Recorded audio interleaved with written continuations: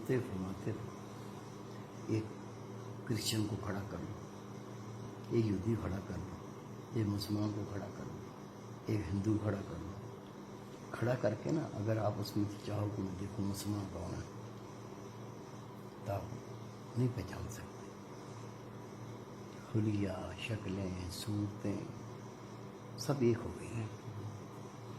اور اللہ کے رسول یہ سب سے زیادہ زور دیا ہے نا، اس پہ دیا ہے تم دوسری قوم کے ساتھ نہیں ملنا ہے، تمہارا کوئی کام ان کے ساتھ نہ ہو. جب تمہیں کو دیکھے نا تو الگ پہچانے یہ مسلمان. میری بات سمجھے آپ؟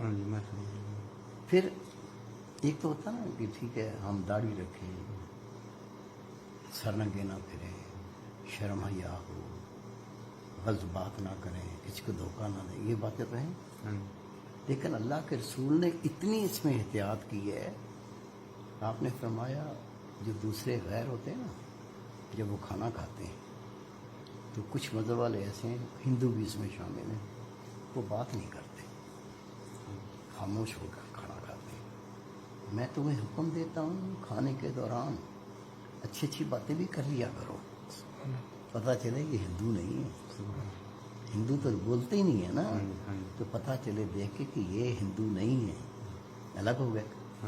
پھر نبی اللہ فرماتے ہیں کئی لوگ عیسائی بھی یہودی بھی، وہ جب کسی مردے کو دفن کرنے جاتے ہیں، جب تک مردے کو دفن کر کے مٹی ڈال کے مکمل نہیں کر لیتے بیٹھتے نہیں ہیں. میں تمہیں حکم دیتا ہوں جب تم مردوں کو دفن کیا کرو نا، کھڑے بھی ہو جایا کرو، بیٹھ بھی جایا کرو، پتہ چلے کہ یہ نہ یہودی ہے نہ عیسائی ہے، یہ مسلمان ہیں، اس کا کام ان سے مختلف ہے.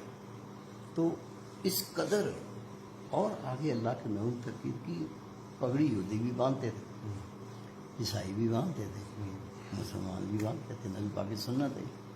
لیکن آپ نے فرمایا جب تم پگڑی باندھو نا، عیسائی اور یہودی پگڑی باندھتے ہیں لیکن ٹوپی کے بغیر پگڑی باندھتے ہیں. تم کیا کرو، تم ٹوپی رکھ کے پگڑی باندھو، پتہ چلے کہ یہ جو پگڑی باندھوائی ان سے الگ ہیں، ان سے جدا ہیں، یہ وہ قوم نہیں ہے. اس حد تک اللہ کے رسول نے کام دیے. ہمیں ہر کام میں دیکھنا ہے کہ فلاں بھی کر رہا ہے لیکن میرے نبی نے کیسے کیا ہے، تاکہ پتہ چلے کہ ہم اس قوم میں سے نہیں ہیں، ہماری قوم ہم سے الگ ہے. اس قدر تاکید کرتے تھے رسول. پھر آقا نے فرمایا اگر تم دوسری کسی قوم سے مشابہت کرو گے، کس طرح سے؟ ہندو ہیں وہ دیوالی مناتے ہیں، ہولی مناتے ہیں اور رنگ پھینکتے ہیں. اگر تم کہیں چلو ایک تماشا ہی ہے نا، خوشی کا دن ہے، میں بھی کر لیتا ہوں. اگر مسلمان نے یہ کام کیا، نبی پاک فرماتے ہیں جب قیامت کا دن ہوگا نا، یہ مسلمانوں میں سے نہیں اٹھایا جائے گا، اس کو ہندوؤں میں سے اٹھایا جائے گا. پھر مسلمان ہیں وہ منہ دھوتے ہیں تو ایسے چلوں میں پانی لیتے ہیں، نبی پیسے نہ لے کے پیسے ایسے. ہندو وہ ایک ہاتھ سے. اگر ہم نے نبی پاک کا طریقہ چھوڑ کے منہ تو دھویا کس طریقے سے؟ ایک ہاتھ سے، جو ہندو کرتے ہیں.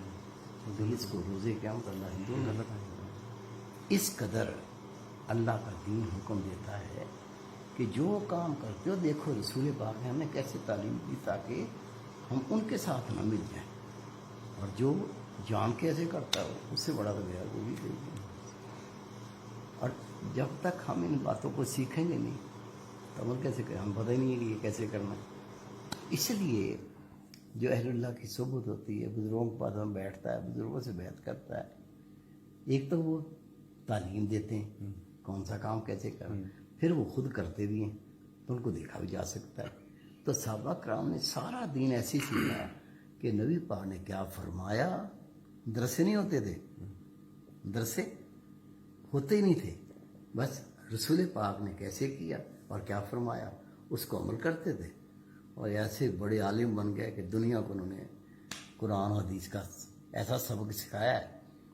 کوئی محدث بن گیا، مفسر قرآن بن گیا، کوئی شارح حدیث بن گیا، صرف سن کے اور دیکھ کے